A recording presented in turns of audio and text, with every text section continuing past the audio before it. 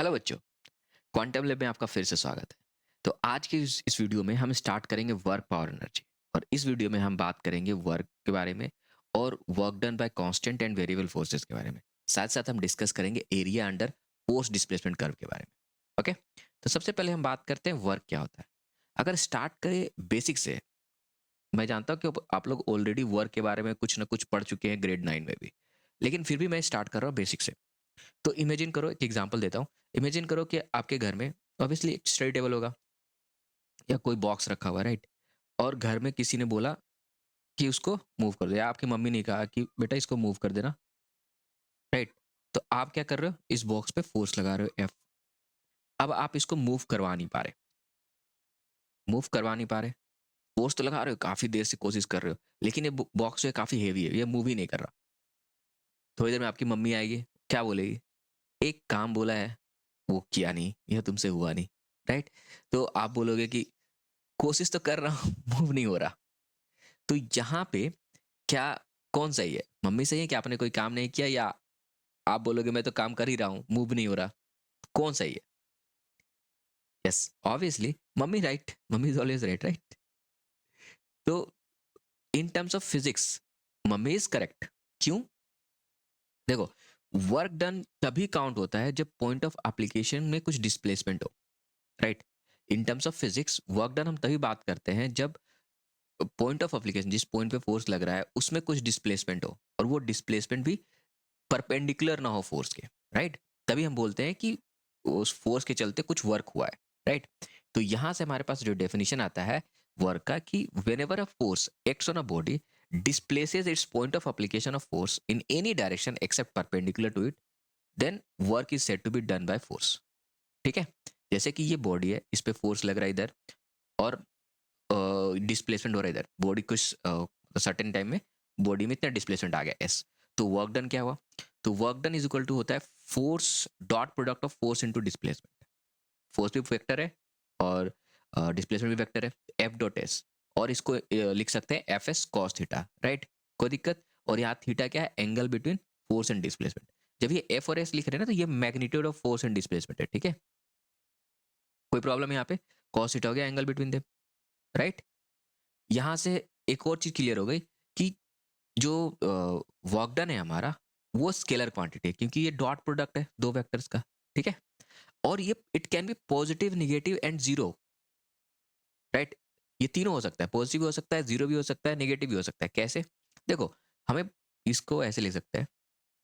देखो, if theta is theta lies between 0 to 90 degree, if theta का value 0 से greater then equal to और less then 90 degree, इस case में क्या होता है? जो कॉस थीटा का वैल्यू होता है, कॉस थीटा इज पॉजिटिव। अगर कॉस थीटा का वैल्यू पॉजिटिव होगा तो work done F S cos theta, क्योंकि ये मैग्नीट्यूड ले रहे थे तो पॉजिटिव लेंगे F S, right. Cos theta का वैल्यू पॉजिटिव नेगेटिव होगा तो वर्क डन पॉजिटिव नेगेटिव होगा। Okay, if cos theta is positive तो work done is positive, which implies work done is positive, ठीक है। ये तो हो गया पहला, यानी कि जब थीटा का वैल्यू 0 से 90 के बीच में होगा तो वर्क डन पॉजिटिव होगा। दूसरा लेते हैं, इफ थीटा का वैल्यू जो है 90 डिग्री से ग्रेटर देन थीटा और less than equal to 180 degree, इस केस में क्या होता है? कॉस थीटा इज नेगेटिव, और यानी कि which implies work done is negative. कोई प्रॉब्लम? यानी कि नेगेटिव कब होगा? जब फोर्स एंड डिस्प्लेसमेंट के बीच में एंगल 90 से बड़ा और 180 से छोटा हो जाएगा। और तीसरा आता है हमारे पास केस कि if theta is equal to 90 degree, या तो ये हो या फिर डिस्प्लेसमेंट जीरो, और ऐसे कर सकते हैं, और एस का वैल्यू जीरो और एफ का वैल्यू जीरो। इन तीनों केसेस में हमारा वर्क डन क्या आएगा? जीरो, है ना। क्योंकि थीटा 90 मतलब कॉस 90, कॉस 90 का वैल्यू जीरो, राइट। तो यहाँ पे तीन केसेस आ गए हमारे पास। पहला केस क्या है कि जब 0 से 90 के बीच में लाई करेगा तो वर्क डन पॉजिटिव होगा। अगर वर्क और डिस्प्लेसमेंट के बीच का एंगल 90 से बड़ा और 180 से छोटा हो तो वर्क डन क्या होगा? नेगेटिव होगा। ओके, और वर्क डन, अगर वर्क डन और डिस्प्ले फोर्स और डिस्प्लेसमेंट एक दूसरे परपेंडिकुलर हुए, या फिर फोर्स जीरो हुआ, डिस्प्लेसमेंट तो हो रहा है लेकिन फोर्स जीरो है, राइट। या फिर फोर्स लगा रहे हैं, डिस्प्लेसमेंट जीरो है, तो इन तीनों केसेस में हमारा वर्क डन जीरो होगा, कोई दिक्कत नहीं। ओके, अब यहाँ तीसरा है डायमेंशन। तो डायमेंशन क्या होता है, कभी कभी समझना होता है, डायमेंशन के रिलेटेड क्वेश्चन भी आते हैं बोर्ड्स में या फिर एमसीक्यूज में, कई कई कंपटीशंस में। तो वर्क का डायमेंशन क्या होगा, तो वर्क का डायमेंशन होता है ml/t-2। इसको याद कर लेंगे तो ज़्यादा अच्छा रहेगा, अगर नहीं भी याद है तो हम बता सकते हैं। वर्क बराबर क्या होता है, फोर्स इंटू डिस्प्लेसमेंट। फोर्स का डायमेंशन होता है ml/t-2, राइट। अगर इसको हम डिराइव करना चाहें तो फोर्स इंटू डिस्प्लेसमेंट,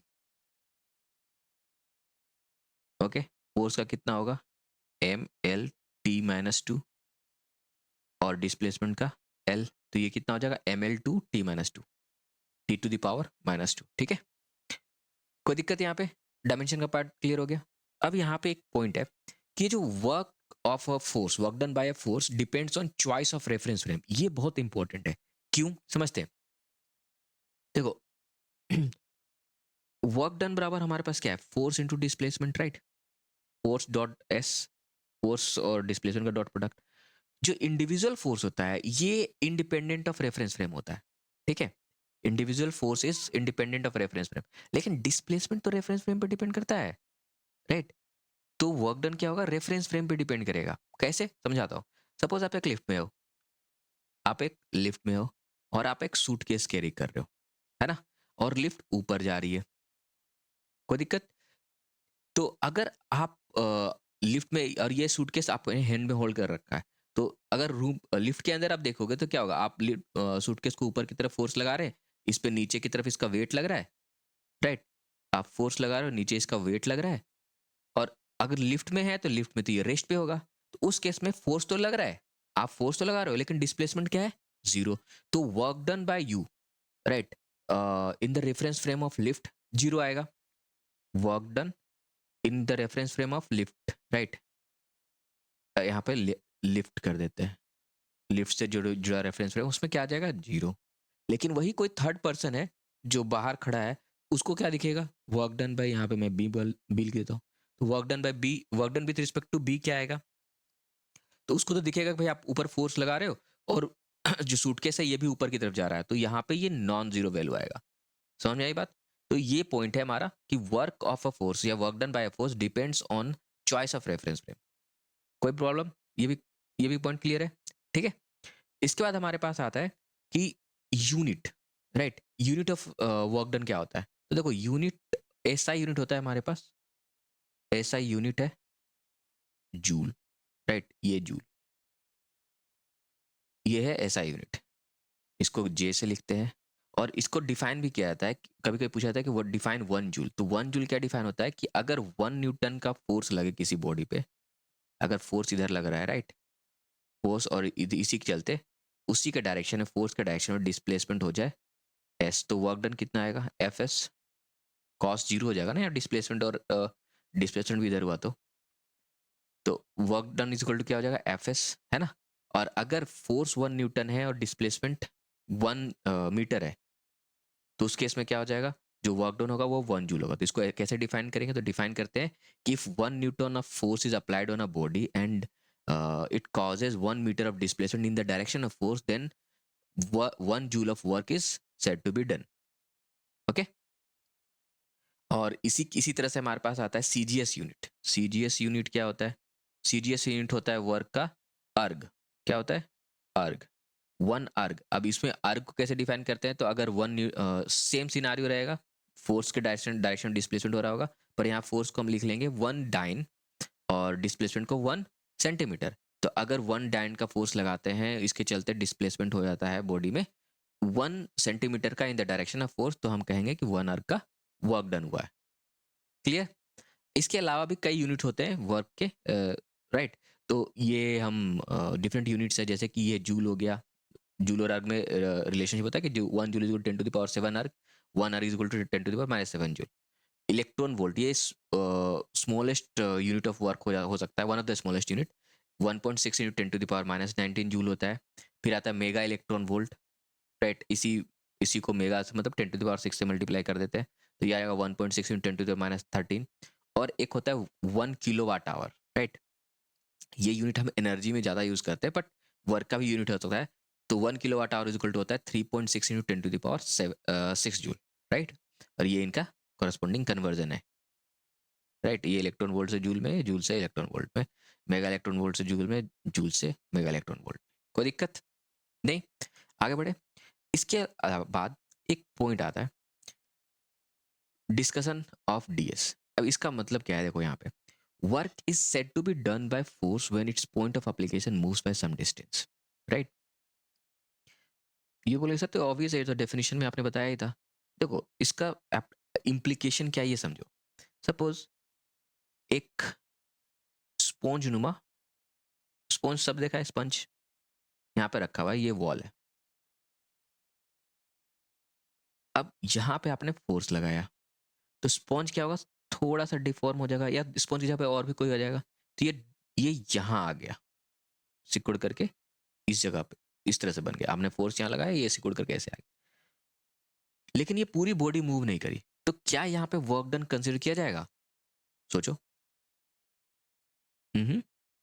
अब कुछ लोग कहेंगे नहीं सर, बॉडी तो मूव करी नहीं, तो यहाँ तो वर्क डन जीरो होगा। एक्चुअली ऐसा नहीं है। मैंने जब डेफिनेशन ही बताया था तो वहां पे मैंने पॉइंट ऑफ एप्लीकेशन बोला था। देखो मतलब कि जिस पॉइंट पे फोर्स लग रहा है ना, अगर उसमें डिस्प्लेसमेंट हो, उस पॉइंट पे डिस्प्लेसमेंट हो, तो वर्क माना जाएगा, वर्क डन का कुछ तो वैल्यू आएगा। यहाँ पर भी जो फोर्स लगा रहे हैं वो इस पॉइंट पे लगा रहे हैं और इसमें कुछ ना कुछ तो डिस्प्लेसमेंट आ ही रहा है, तो यहाँ पे भी वर्क डन कंसिडर किया जाएगा। तो ये बहुत इंपॉर्टेंट पॉइंट है कि वर्क को हम कब कंसिडर करते हैं, या फिर जो डीएस लिखते हैं ये किसका डिस्प्लेसमेंट होता है, ये डिस्प्लेसमेंट होता है point of application of force का, राइट। एक्चुअली यदि ये रिजिड बॉडी है तो सभी पॉइंट का जो डिस्प्लेसमेंट है वो सेम होता है, बट अगर रिजिड बॉडी नहीं होगी तो जिस पॉइंट पे फोर्स लग रहा है ना, ये पॉइंट, इसका डिस्प्लेसमेंट है, ये डीएस लिखा हुआ है, ये इसका इस पॉइंट का डिस्प्लेसमेंट है, ठीक है। कोई दिक्कत नहीं, आगे बढ़े।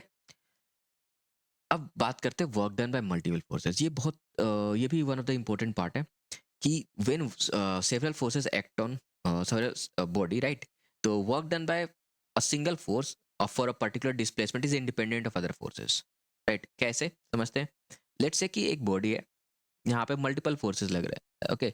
इधर एफ लग रहा होगा कुछ, यहाँ पे ये हो गया नॉर्मल, अगर सरफेस है तो यहाँ पे वेट लग रहा होगा, राइट, वेट, और इधर फ्रिक्शन भी लग रहा होगा, और ये इसके बाद भी ये बॉडी एस डिस्प्लेसमेंट तक मूव करके गई।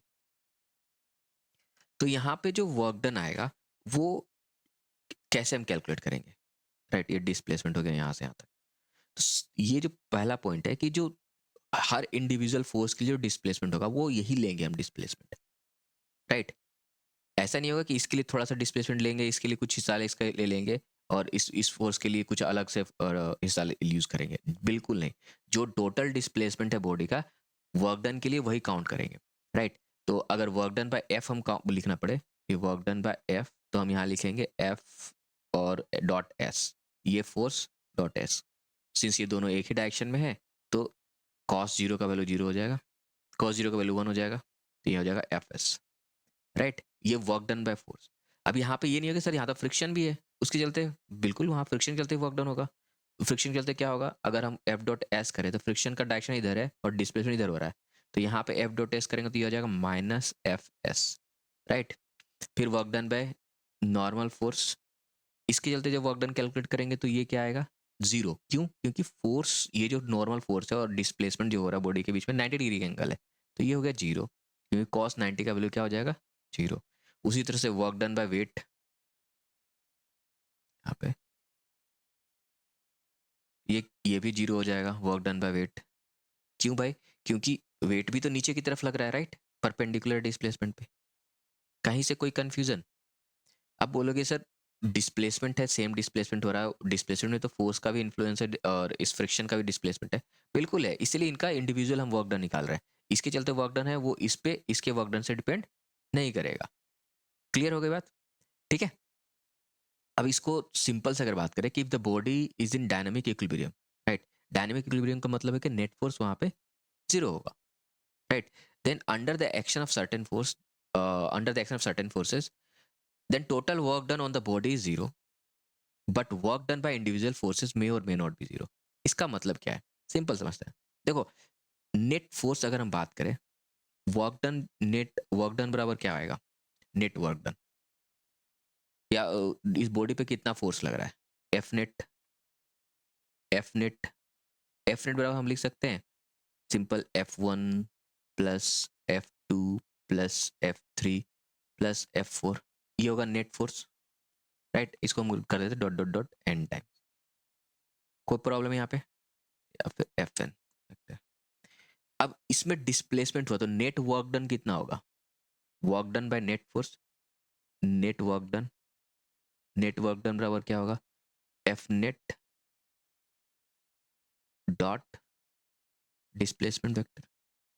अब हमें पता है कि डॉट प्रोडक्ट क्या होता है, डिस्ट्रीब्यूटेड होता है, डिस्ट्रीब्यूटिव लॉ को फॉलो करता है। तो यहाँ पे एफ नेट का वैल्यू अगर F1 plus F2 plus F3 plus F4 plus dot dot F1 करेंगे तो हमारे पास क्या आएगा, F1 F1 dot S plus F2 dot S plus F3 dot S dot dot dot Fn dot S vector, right. और ये basically क्या आ जाएगा, W1 plus W2 plus dot dot dot WN, ये हो गया W नेट।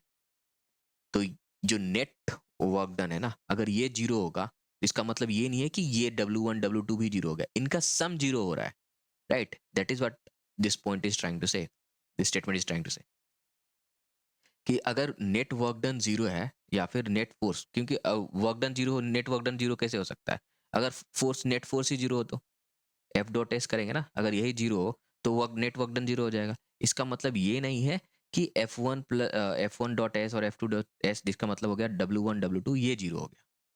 क्लियर, कोई problem, ये दोनों पॉइंट्स क्लियर हो गए है ना, आगे बढ़े। अब कुछ प्रॉब्लम्स देख लेते हैं, जैसे कि ये देखा है, if the displacement of the particle is S due to a force F, तो work done by this force, हमें पता है कि वर्क डन क्या होता है, work done is equal to होता है एफ डॉट एस, एफ का वैल्यू कितना है 2i plus 3j, 2i cap plus 3j cap plus K cap dot displacement कितना है i cap plus 4j cap plus K cap, इनका करेंगे dot product कराएंगे तो क्या आएगा, 2 1 जा 2 प्लस 3 4 जा 12 प्लस 1, कितना हो गया 15 जूल, ओके। ये मीटर में या न्यूटन में, दोनों ऐसा यूनिट में है तो यूनिट क्या हो जाएगा वर्क डन का जूल। कोई प्रॉब्लम, क्लियर है ये।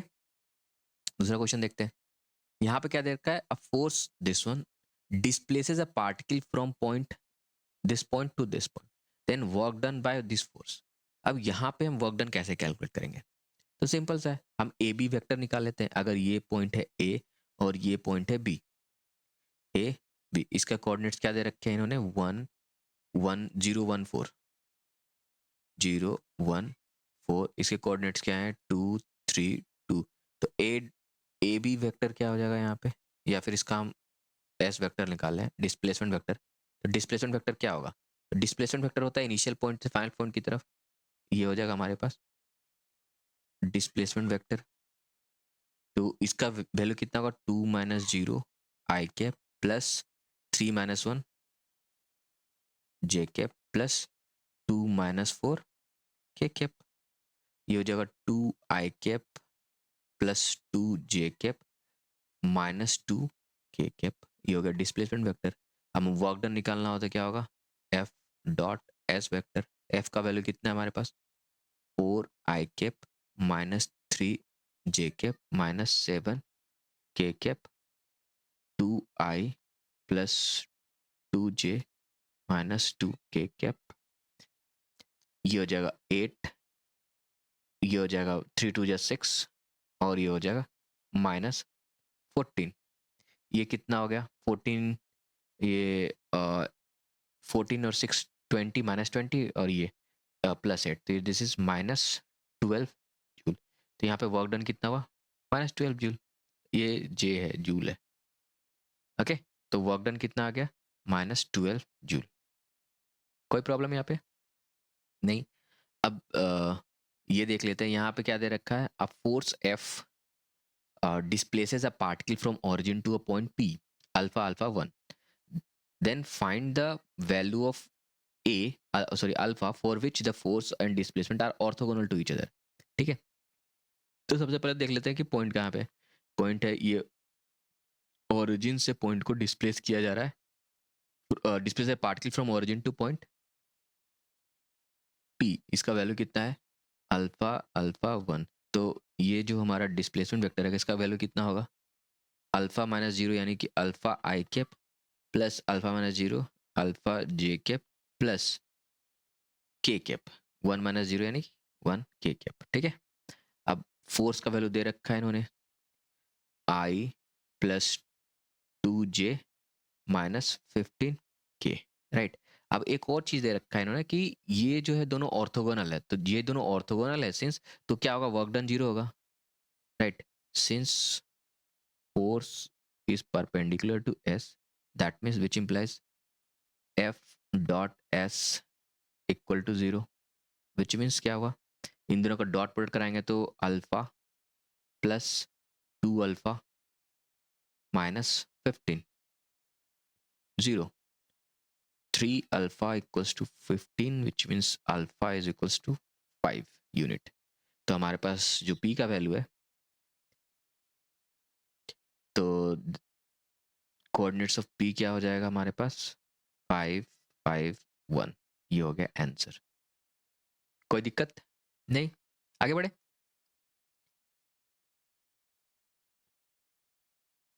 अब ये क्वेश्चन देखते हैं, इस क्वेश्चन में क्या दे रखा है, अ block of mass m is pulled along a horizontal surface by applying a force at an angle theta with the horizontal coefficient of friction between block and surface is mu. If the block travels with uniform velocity, find the work done by applied forces during the displacement d of the block. Right?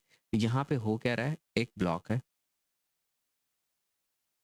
इस पे F Newton का force लग रहा है जिसका मास दे रखा है m, right.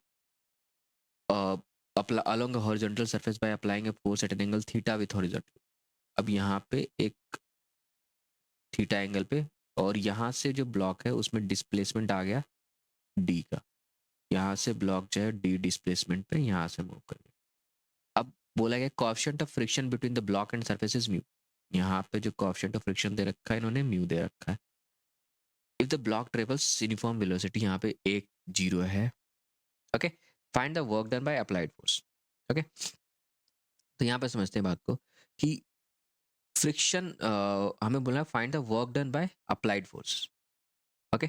यहाँ पे फोर्स क्या क्या लगेगा, ऊपर की तरफ लग रहा होगा हमारा नॉर्मल, नीचे की तरफ लगेगा mg, और इधर क्या लगेगा friction, right.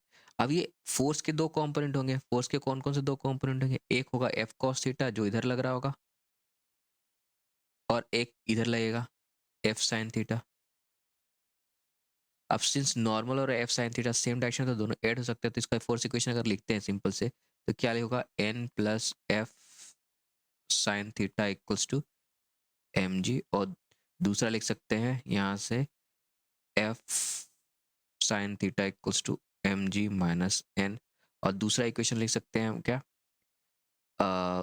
F cos theta is equals to F, और एफ का वैल्यू क्या होता है mu into N, F is equals to mu into N, तो यहाँ पे हम लिख सकते हैं mu into N.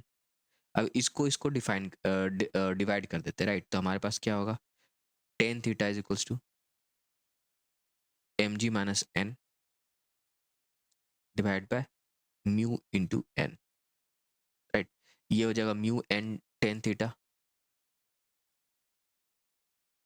Is equals to M G minus N, और ये माइनस एन इधर आ जाएगा तो प्लस हो जाएगा, तो यहाँ से हमारे पास क्या आएगा एन का value N 1 plus mu tan theta equals to M G, और इसी जगह से हमारे पास वैल्यू क्या आ गया एन का m g divide by 1 plus mu tan theta, mu tan theta.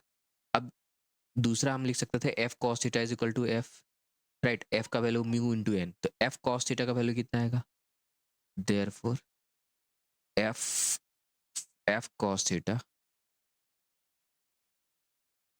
Equals to mu into N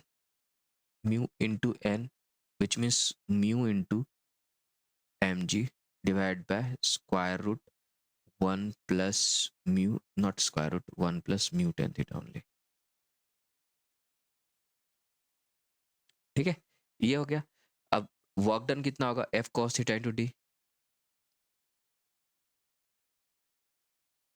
तो यहां से हमारे पास क्या आएगा, mu m g d, right, divide by 1 plus mu tan theta. ये हो गया वर्क डन का वैल्यू। कोई दिक्कत, इजी है समझना। ओके, नेक्स्ट क्वेश्चन देखते हैं। अब इस क्वेश्चन में क्या दे रखा है कि a block of mass m is placed on a inclined plane, ठीक है, which is moving with constant velocity, v constant है, v in horizontal direction as shown in figure, then find out the work done by friction, okay, in time t, in time t, if the block is at rest with respect to inclined plane, it is at rest with respect to inclined plane।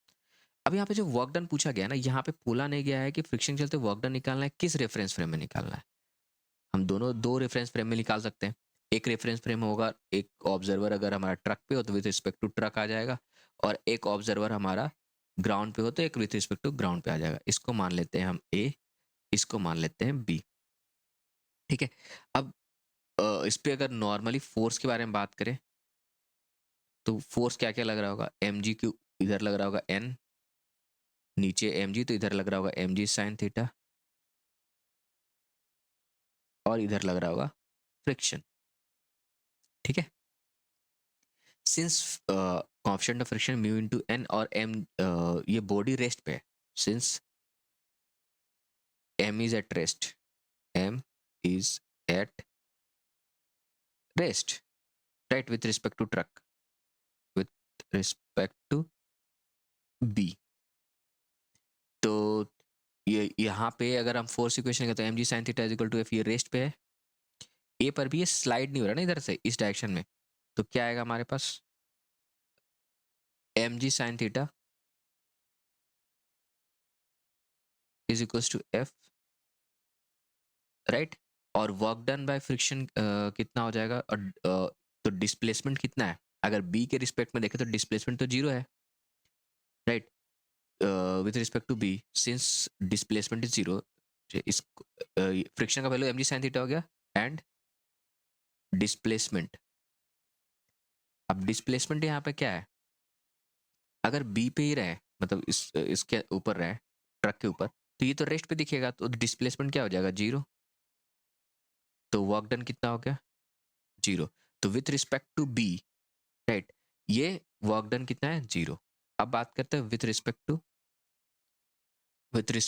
To ए। इस case में क्या बात करेंगे, यहाँ पे फिर से again ये जो बॉडी जो है इस पे रेस्ट पे रुका हुआ है, राइट, तो m ji sine theta is equal to f तो आ रहा है हमारे पास, है ना, m ji sine theta is equal to f, तो एफ का वैल्यू कितना है, एम जी साइन थीटा यहाँ भी आएगा, ठीक है, पर डिस्प्लेसमेंट यहाँ पे हमारा हो जाएगा डी। अब यहाँ पे डिस्प्लेसमेंट इज इक्वल टू क्या होगा, वी टी, राइट, और देखो ये एंगल है, तो ये थीटा है तो ये भी थीटा होगा, और ये थीटा है ना, फोर्स, तो ये कितना आएगा, फ्रिक्शन और हॉरिजॉन्टल के बीच में जो ये एंगल आएगा कितना आएगा, 90 माइनस थीटा। तो हमारे पास जो वैल्यू आएगा फ्रिक्शन के लिए, फ्रिक्शन का जो वैल्यू है, वर्क डन बाय फ्रिक्शन अगर हम निकालें यहाँ पे तो क्या आ जाएगा हमारे पास, फ्रिक्शन जो जिसका वैल्यू एम जी साइन थीटा, एम जी sine theta into cos 180 minus theta pi minus theta, right, जो कि वैल्यू आ जाएगा कितना, और साथ साथ यहाँ पे हमें मल्टीप्लाई करना पड़ेगा डिस्टेंस भी ना, मतलब जो डिस्प्लेसमेंट है तो वो डिस्प्लेसमेंट कितना है, डिस्प्लेसमेंट हो जा रहा है यहाँ पे एस का value v t, speed into time, तो यहाँ पे वी टी आ जाएगा, राइट, तो एम जी sine theta cos pi minus theta कितना होता है, कॉस पाई माइनस थीटा होता है माइनस कॉस थीटा, राइट, तो ये कितना हो जाएगा हमारे पास, minus M G V T sine theta into cos theta, ये हो गया वर्क डन, और work done with respect to A, right, clear. तो ये है हमारे पास work done for friction with respect to A and B. देख सकते हैं रेफरेंस फ्रेम का कितना डिफरेंस आ रहा है। अब बात करते हैं हम work done by variable force के बारे में, राइट। अब जैसे यहाँ पे ये ए हो गया, बी हो गया, यहाँ पे फोर्स लग रहा है एफ, और इधर हो रहा है, लेट्स से एक छोटे से पॉइंट पे इधर डी आर हो रहा है, स्मॉल डिस्प्लेसमेंट डी आर। ये है एफ का डायरेक्शन और ये होगा थीटा। तो यहाँ पे हमारे पास जो डी डब्ल्यू वो आएगा ना, वो आएगा F dot D R, right. ये होता है हमारे पास work done by variable force. इसको इस तरह से कैलकुलेट करते हैं, राइट। और फिर इसको इंटीग्रेट कर सकते हैं इनिशियल वैल्यू से फाइनल वैल्यू तक, राइट। अब होता क्या है यहाँ पे कि अगर एफ और डी आर जो है मतलब कार्टेशियन फॉर्म में ले लें, जैसे कि एफ का वैल्यू हम लिख सकते हैं एक्स आई कैप प्लस वाई जे कैप प्लस जेड के कैप, राइट।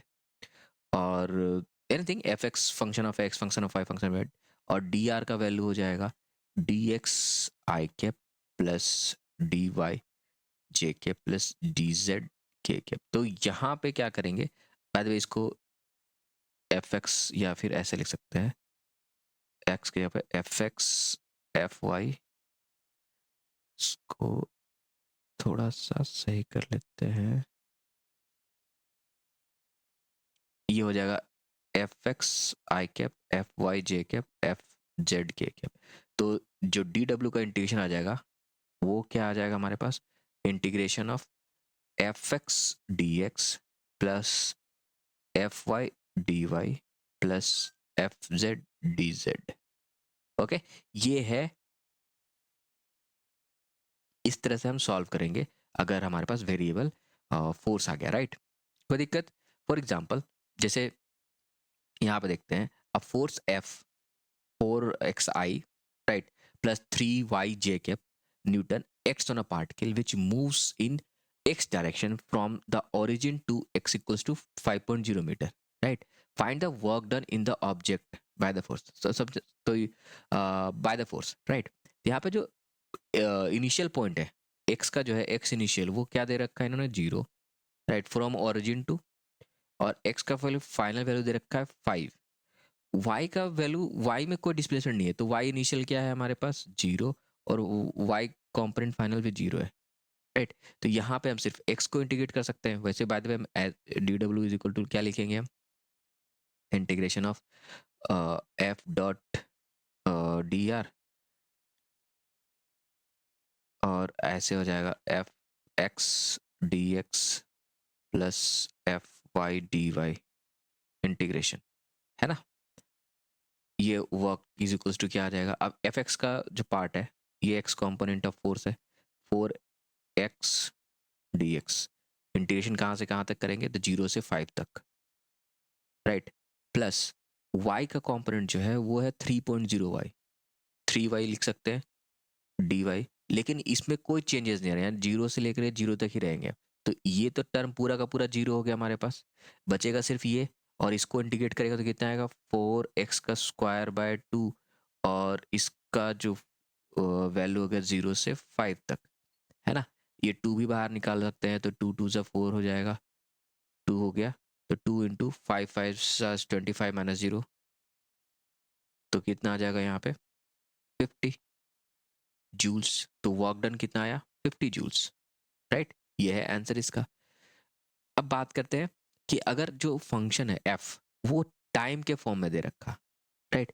तो सबसे पहले हम क्या करेंगे, यहाँ पे एफ का वैल्यू दे रखा है 2t² is applied on 2 kg। यहाँ पे देखो हमारे पास वर्क डन जो फॉर्मूला होता है वो क्या होता है, work done is equal to f dot d x या डी आर, राइट, डिस्प्लेसमेंट के साथ में होता है ना।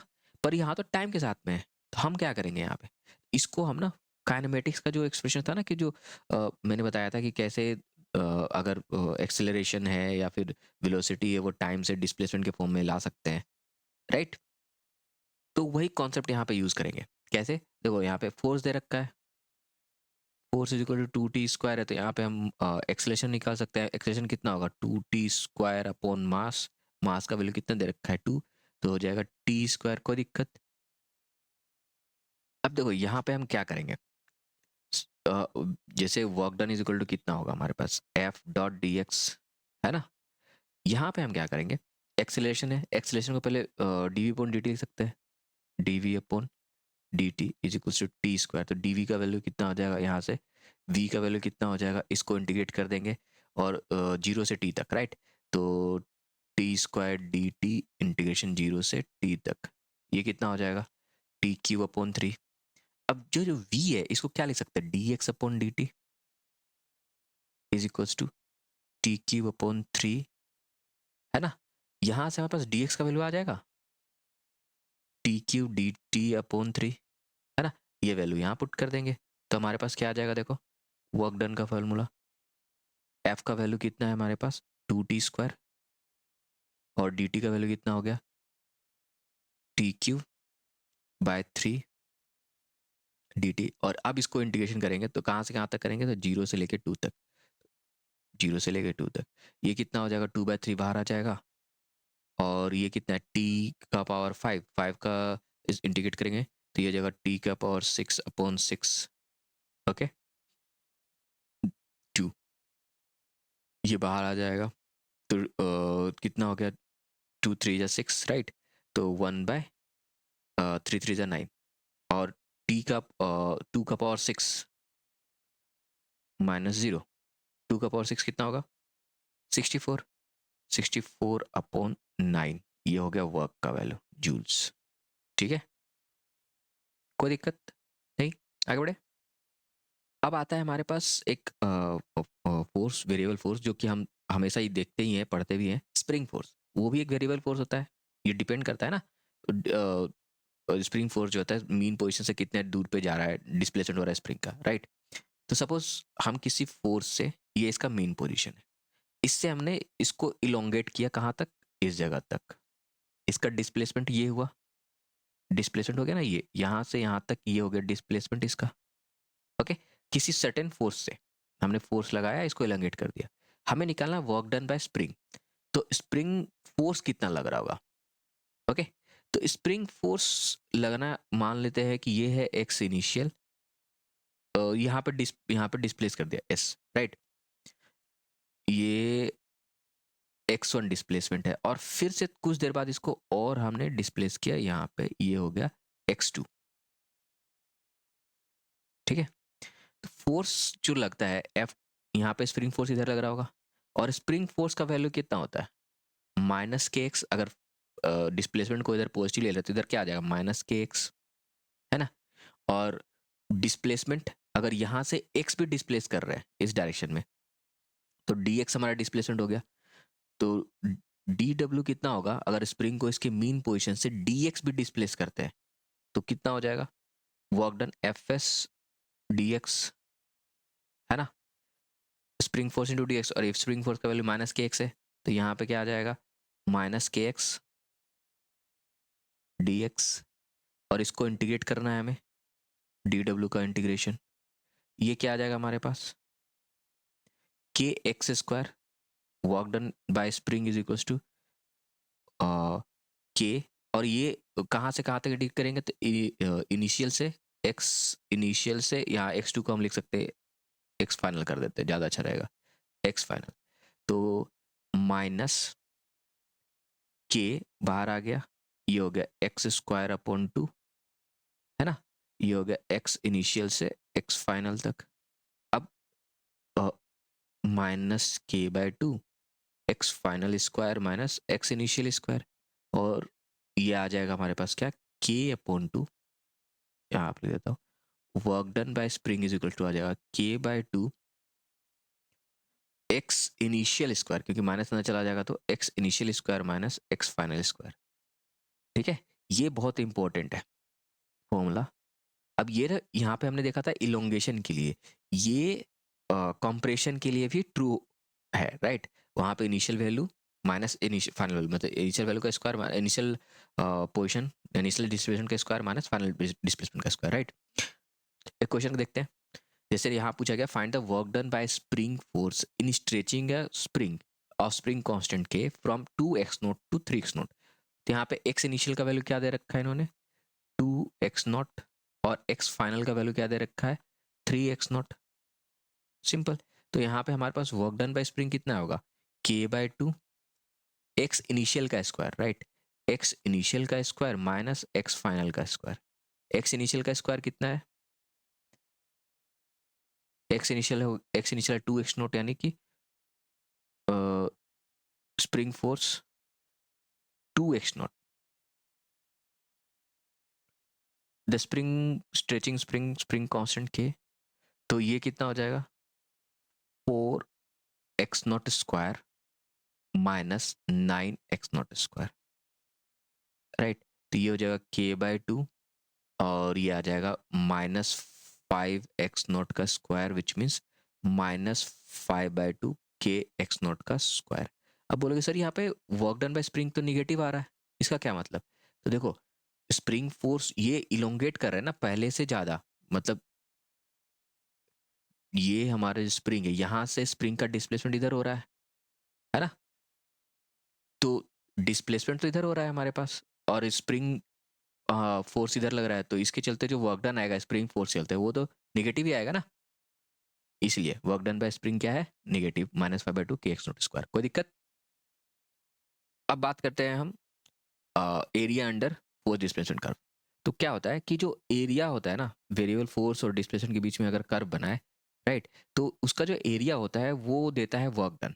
अब यहाँ पे ध्यान देने वाली बात है कि एरिया जो कर्व होता है, एरिया अंडर कर्व, राइट, तो वो पॉजिटिव भी हो सकता है, निगेटिव हो सकता है। कैसे, अगर जो हम एरिया कैलकुलेट कर रहे हैं वो एक्स एक्सिस के ऊपर है, राइट, वो पॉजिटिव माना जाएगा, और नीचे है तो उसको निगेटिव मानेंगे। ठीक है, कोई दिक्कत।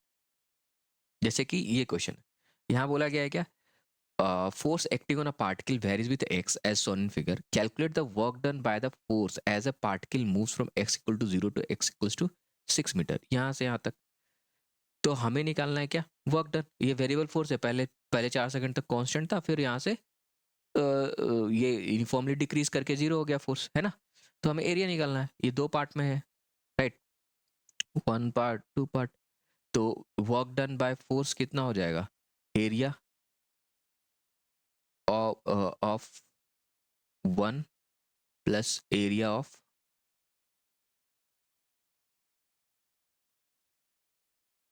सेगमेंट 2, और ये एरिया 1 एरिया 2 कर सकते हैं।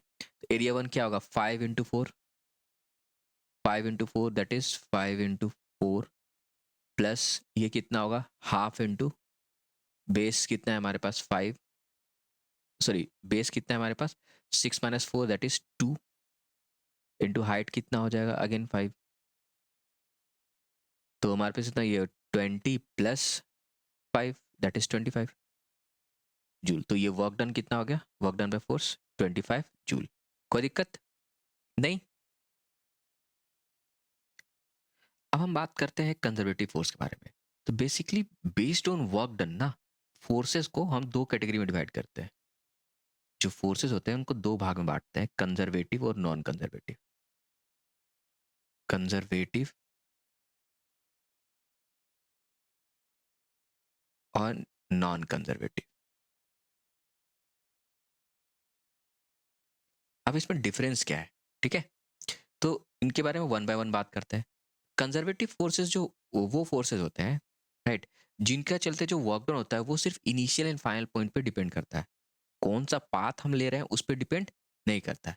The forces said to be conservative if work done by or against the force in moving a body depends only on the initial and final position of the body and does not depends on the nature of path followed between the initial and final position। ठीक है, जैसे कि और example क्या क्या है conservative forces के, तो gravitational force, elastic force, electrostatic force and magnetic force. अब जैसे ये एग्जांपल देखते हैं, यहाँ पे एक बॉक्स है, इसको ऊपर खींचा जा रहा है स्लोली, राइट, तो इस पे क्या क्या फोर्सेस लग रहे होंगे, नीचे की तरफ लग रहा होगा mg और ऊपर की तरफ लग रहा होगा F। अब स्लोली स्लोली मूव कर रहे हैं, इट इज मूविंग स्लोली, तो F इज इक्वल टू क्या आ जाएगा, mg। अब वर्क डन बाय, अगर सिंपल बात करें, work done by gravitational force, यहाँ पे इसको h हाइट तक मूव किया गया, तो work done by conservative force कितना आ जाएगा, work done by gravity minus M g force नीचे की तरफ लग रहा है, और डिस्प्लेसमेंट कितना हो रहा है, हाइट ऊपर तक जा रहा है, एम जी एच, राइट। इसमें ये तो सिंपल है, कोई दिक्कत। यहाँ पे देखेंगे, इस केस में हमारे पास वर्क डन बाय ग्रेविटी कितना आ जाएगा, फोर्स तो यहाँ भी नीचे की तरफ लग रहा है, gravitational force minus M G, और डिस्प्लेसमेंट यहाँ पे, तो देखो दो, और हो सकता है पाथ ये फॉलो किया गया यहाँ पे, मतलब हो सकता है क्या, यहाँ पे इस तरह से ब्लॉक को पहले ऊपर ले गया, फिर ऐसे करके ऐसे ले गया, ठीक है। तो दो यहाँ पे इस तरह से पाथ फॉलो किया गया, लेकिन जो फाइनल पॉइंट और इनिशियल पॉइंट के बीच में डिस्प्लेसमेंट है वो है एच, है ना। तो doesn't matter which path the force is taken, है ना, ये सिर्फ और सिर्फ इनिशियल एंड फाइनल पोजीशन के जो पोजीशन होता है उस पर डिपेंड करता है। तो यहाँ भी जो वर्क डन बाय ग्रेविटी आएगा वो माइनस एम जी एच आएगा, साथ साथ यहाँ पर भी थर्ड केस में भी जो हमारे पास वर्क डन आएगा वो माइनस एम जी एच ही आएगा। अभी आप बोलोगे माइनस, तो माइनस क्योंकि फोर्स नीचे है, डिस्प्लेसमेंट ऊपर लग रहा है, ग्रेविटेशनल फोर्स। अगर वर्क डन बाय जो एक्सटर्नल फोर्स हम लगा रहे हैं, मान लो यहाँ पे एफ ई लगा रहे हैं, यहाँ भी एफ ई है, यहाँ पे एफ, ये work done by gravitational force होगा ना, अगेन एफ जी नहीं, work done by gravitational force, ठीक है। इसको सही कर देते हैं,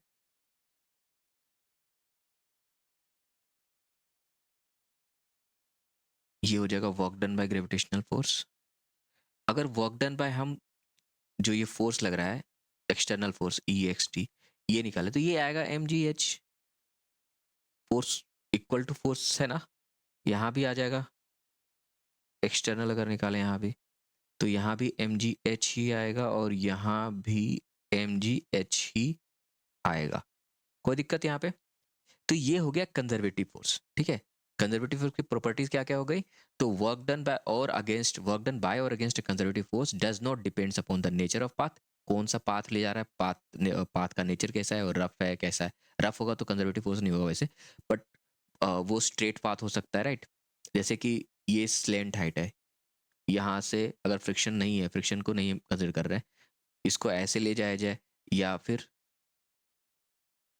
हाइट एच है यहाँ पे, या फिर पाथ हमारा ऐसे करके हो, और इसमें भी हमारे बॉक्स को ऐसे करके मूव करा करके यहाँ ले जाया जाए, ये भी हाइट अगर एच है तो, और या फिर ऐसे करके स्ट्रेट बॉक्स को ऊपर ले जाया जाए, तो कोई भी पाथ फॉलो किया जाए, यहाँ पे वर्क डन बाय ग्रेविटी जो है वो इनिशियल एंड फाइनल पोजीशन पे डिपेंड करेगा, यानी कि फोर्स अगर नीचे है लग रहा है, वो ग्रेविटेशनल फोर्स नीचे है, तो डिस्प्लेसमेंट कितना है यहाँ पे इनिशियल फाइनल पोजीशन के बीच में, यहाँ पे एच, हाइट कितना हो रहा है एच ही ना। तो work done by or against conservative force does not depends upon the nature of path but depends only on the initial and final position of the body, ठीक है। यहाँ पे एक और बात आती है कि अगर यहाँ पे ले जा रहे हैं तो पॉजिटिव वर्क डन हुआ, अगर नीचे आए, अगर ग्रेविटी के चलते, ग्रेविटी के अगेंस्ट लेके गया तो निगेटिव वर्क डन हुआ, और जब नीचे लाएंगे तो ग्रेविटी के चलते वर्क डन होगा, तो उसमें माइनस एम जी एच हो जाएगा, ऊपर ले जाते समय ग्रेविटी के चलते वर्क डन, और जब ऊपर से नीचे ला रहे हैं तो ग्रेविटी के चलते क्या हो जाएगा, प्लस एम जी एच, तो नेट वर्क डन कितना आ जाएगा, जीरो। तो work done by conservative force क्या होता है, क्लोज लूप पे जीरो होता है। अगर यहां से हम इस फाइनल पोजीशन पे लेके गए और फिर यहां से लेके आए, तो work done by conservative force in close loop is zero, right. ये हो गया ए से बी, जब ए से बी लेके गए तो कुछ वर्क डन हुआ होगा, अगर इसको इसको पॉजिटिव मानेंगे तो ये निगेटिव हो जाएगा, और ये दोनों का सम कितना होगा, जीरो। अगर जीरो हो रहा है तो तभी उस फोर्स को हम कंजर्वेटिव फोर्स कहेंगे, right. And the concept of potential energy exist only in the case of conservative force. आगे जब एनर्जी पढ़ेंगे तो मैं बताऊंगा कि जो पोटेंशियल एनर्जी का कॉन्सेप्ट है ना, वो सिर्फ और सिर्फ कंजर्वेटिव फोर्स के लिए ही डिफाइन है, राइट। समझ में आई बात। अब बात करते हैं नॉन कंजर्वेटिव फोर्सेस के बारे में। तो no as its name suggest कि नॉन कंजर्वेटिव फोर्स, राइट। तो वो फोर्सेस जो पाथ पे डिपेंड करते हैं, ना कि इनिशियल एंड फाइनल पोजीशन पे डिपेंड करते हैं, right. The forces said to be non conservative if work done by और against the force in moving body depends upon the path between the initial and final position, okay. और इसका prime example क्या है, friction force. Friction force क्या है, एक non conservative force है। कहीं से कोई कंफ्यूजन नहीं ना। अब बात करते हैं कंजर्वेटिव फोर्स में जो प्रॉब्लम्स आते हैं ना वर्क डन निकालने के लिए कंजर्वेटिव फोर्स पे, तो उस पे 3 तरह के फॉर्मेट के क्वेश्चन होते हैं, राइट? अगर उस जो क्वेश्चन इन 3 फॉर्मेट में आ रहे हैं तभी सॉल्व कर पाएँगे, नहीं तो वो सॉल्व नहीं होंगे। जैसे कि पहला फॉर्मेट क्या होता है, जब फोर्स जो दे रखा है वो कांस्टेंट नेचर का होता है। तो calculate the work done to displace the particle from 1,2 to 4,5, यानी if F is equal to 4i + 3j। इसको 2 तरह से कर सकते हैं। मेथड 1 हम यहाँ पे डिस्प्लेसमेंट निकाल सकते हैं। डिस्प्लेसमेंट कितना है हमारे पास, तो डिस्प्लेसमेंट वेक्टर ये ए हो गया, ये बी हो गया, तो 4 - 1 यानी कि 3i कैप एंड 5 - 2 यानी कि +3j कैप, और फोर्स यही है। तो वर्क डन कितना हो जाएगा, work done is equal to F dot s, यानी कि 4 3 12 प्लस 3 3 9, 12 9 21 जूल। एक तो ये तरीका हो गया। दूसरा क्या हो गया, इसमें क्या होता है, हम वर्क डन निकालते हैं एफ डॉट डी एस करके। F work done is equal to हो जाएगा integration f dot D R, right, यानी कि एफ एक्स डी एक्स यहाँ पे plus F Y D y, इसको इंटीग्रेट करेंगे तो ये क्या हो जाएगा हमारे पास, 4 dx, एफ एक्स का वैल्यू कितना है 4, और कहाँ से कहाँ तक लेके जा रहे हैं, तो 1 से लेके 4 तक जा रहे हैं। लिमिट क्या हो गया, 1 से 4, प्लस इंटीग्रेशन ये 3 dy हो गया, राइट। कहाँ से कहाँ तक इंटीग्रेट करेंगे, 2 से लेके 5 तक। ये कितना हो जाएगा, 4 तो बाहर निकल गया, और dx को इंटीग्रेट करेंगे x का वैल्यू क्या आ जाएगा हमारे पास, 4 - 1 प्लस यहाँ पे 3 बाहर आ जाएगा, और y dy को इंटीग्रेट करेंगे तो क्या आ जाएगा y, और y का वैल्यू फाइनल वैल्यू है 5 - 2, तो ये कितना हो जाएगा, 4 3 12 plus 3 3 9, that is again 21 joule. अब देखो ये थोड़ा सा लॉन्ग लग रहा होगा, लेकिन ये काफ़ी हैंडी होता है। क्यों, क्योंकि अगर फोर्स यहाँ पे वेरिएबल हो गया ना, ओके, तो ये ही हम रूल फॉलो करेंगे, तो हमारा कैलकुलेशन सोल्यूशन होगा आएगा, ठीक है। अब दूसरा होता है कि when f is given as a function of x y z, ठीक है। अब यहाँ पे समझो, जो एक्स वाई जेड कहने का मतलब है ना कि एफ का जो वैल्यू है ना, वो एफ एक्स, ये जो एफ एक्स आई कैप प्लस एफ वाई जे कैप प्लस एफ जेड के कैप है ना, तो जो एफ एक्स है ना वो एक्स का ही मतलब उसका जो एक ही सिंगल वेरिएबल है वो एक्स पे ही सिर्फ डिपेंड कर रहा है, राइट। इसका जो एक्सप्रेशन है वो सिर्फ एक्स डिपेंडेंट है। एफ वाई का जो एक्सप्रेशन है वो वाई डिपेंडेंट ही है, और एफ जेड का जो वैल्यू है वो जेड डिपेंडेंट ही है। जैसे कि यहाँ पे देखो, ये क्या दे रखा है, एफ का वैल्यू 3x², ये एक्स डिपेंडेंट ही है एफ एक्स, और 2y ये y डिपेंडेंट ही है, इस टाइप के लिए, राइट। तो इसमें फिर वही कर लेंगे हम, वर्क इज इक्वल टू कितना हो जाएगा, f d x plus f d y, right. और कहाँ से कहाँ तक इंटीग्रेट करेंगे हम, तो डी एक्स को अगर इंटीग्रेट कर रहे हैं हम, तो डी एक्स का वैल्यू कहाँ से कहाँ तक करेंगे हम, एक्स का वैल्यू कितना से 2 से लेकर के हम 4 तक जा रहे हैं, और y का जो वैल्यू है वो 3 से लेके हम 6 तक जा रहे हैं, सिंपल। अब f का वैल्यू कितना है, 3x डी एक्स प्लस 3 से 6 2y dy। इसको 3 को बाहर निकाल लिए, इसको इंटीग्रेट करेंगे तो हो जाएगा x³ अपॉन 3, और ये 2 4 प्लस यहाँ पे 2 को बाहर निकाल लिए तो y² अपॉन 2 3 6, ये बाद में 3 3 कैंसिल आउट हो जाएगा, ये 2 2 कैंसिल आउट हो जाएगा, और 4³ कितना होगा 64, एंड -2³ कितना होगा 8, प्लस 36 - 9। अब इसको सॉल्व करेंगे तो कितना आ जाएगा हमारे पास, 56 प्लस 27, जो कि देगा वैल्यू हमें 83। तो वर्क डन का वैल्यू कितना आ गया, 83 जूल। ये आ गया आंसर। कोई प्रॉब्लम यहाँ पे। अब एक तीसरा फॉर्मेट है, ये है परफेक्ट डिफरेंशियल फॉर्मेट, राइट। इसमें क्या है, जो एफ एक्स है ना, वो सिर्फ और सिर्फ एक्स पे डिपेंड नहीं करेगा, वो एक्स और वाई पे डिपेंड कर सकता है, राइट। और जो एफ जेड है वो एक्स और वाई, मतलब एफ वाई है वो भी एक्स वाई पे डिपेंड करेगा, मतलब उस वो ना सिर्फ और सिर्फ वाई पे डिपेंडेंट नहीं होगा, अदर पे भी डिपेंडेंट होगा। तो इसको सॉल्व कैसे करेंगे, राइट। अगर इस टाइप का हो तो पहले तो हमें चेक करना होगा कि परफेक्टली डिफरेंशियल फॉर्मेट है या नहीं है। अगर परफेक्टली डिफरेंशियल होगा फॉर्मेट में तभी हम सॉल्व भी कर पाएंगे, अगर नहीं होगा तो हम सॉल्व नहीं कर पाएंगे। तो उसको चेक करने के लिए कि परफेक्टली डिफरेंशियल है या नहीं है, सबसे पहले है हमारा step to check whether f is perfectly differential function. क्या करते हैं हम, स्टेप वन, सबसे पहले हम क्या करेंगे, ये जो एफ का पार्ट है ना, मतलब एफ एक्स का पार्ट है, उसको इंटीग्रेट करेंगे partially, F x D x, partial integration, ठीक है। और इसको चेक करेंगे हम, ये कितना आ रहा है। तो ये हमारा जो इंटीग्रेशन है ये आ जाएगा y डी एक्स, इसको पर ये आ जाएगा वाई एक्स। और उसी तरह से हम एफ वाई को भी पार्शियली डिफरेंशिएट करेंगे डी वाई से। तो ये है x है, ठीक है।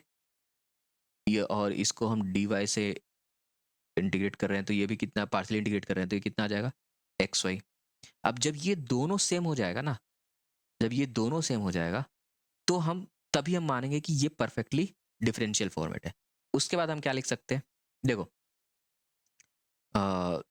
स्टेप टू, अगर हम इसको फंक्शन मान ले एक्स वाई को, तो इसको हम लिख सकते हैं x d Y plus y d x, है ना। लिख सकते हैं, लिख सकते हैं, सिंपल सा फॉर्मेट है डी एक्स वाई को। इसको ऐसे लिख सकते हैं। अब इसका मतलब क्या है, देखो इसका इंपॉर्टेंस क्या है।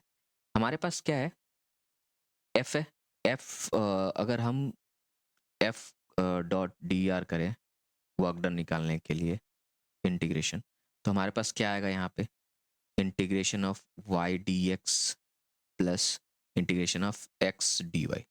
इसको ऐसे लिख सकते हैं ना, integration of y d x plus x d y. अब ये क्या है, ये टर्म आ रहा है कि नहीं आ रहा है हमारे पास, तो इसको लिख सकते हैं डी एक्स वाई। और इसका लिमिट क्या रख लेंगे, तो जब इनिशियल वैल्यू है हमारा, इनिशियल वैल्यू क्या है हमारे पास, टू है, एक्स और वाई का जो दोनों का वैल्यू है टू वाई, तो एक्स वाई का वैल्यू कितना होगा, three into six. Initial value कितना हो गया, सिक्स, और फाइनल वैल्यू कितना हो गया, 30। तो डी एक्स वाई को इंटीग्रेट करेंगे तो एक्स वाई ही आएगा। और एक्स वाई का जो ये जो है एक्स वाई वैल्यू उसका क्या है, 30 माइनस सिक्स, तो ये आ गया हमारे पास 24 जूल। ये है वर्क डन होगा, राइट। इसमें क्लियर है। अगर कंफ्यूजन है तो एक और क्वेश्चन कर लेते हैं। देखो यहाँ पे फिर दे रखा है f is equal to three x square y square i cap plus two x cube y J cap. तो हमें फाइंड करना है work done in moving a particle from position 1 2 to 2 3।